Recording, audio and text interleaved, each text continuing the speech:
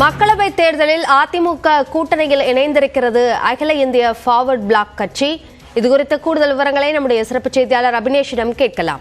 அபினேஷ், விவரங்களை பதிவு செய்யுங்கள். மக்களவை தேர்தலில் அதிமுக தனது கூட்டணி கட்சிகளை இந்த வாரத்திற்குள் இறுதி செய்ய வேண்டும் அப்படிங்கிற ஒரு முடிவுல தீவிரம் காட்டி வருகிறது. அந்த அடிப்படையில் நேற்றைய தினம் புதிய தமிழகம் கட்சி மக்களவை தேர்தலில் அதிமுக கூட்டணியில் இணைந்தது.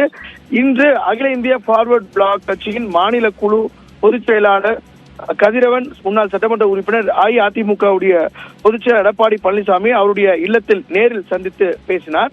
சந்தித்ததற்கு பிறகு அதிமுக தலைமையிலான கூட்டணியில் அகில இந்திய ஃபார்வர்ட் பிளாக் கட்சியினுடைய மாநில குழு இந்த தேர்தலை சந்திப்ப இருப்பதாக அவர் தன்னுடைய பேட்டியில குறிப்பிட்டிருக்கிறார்.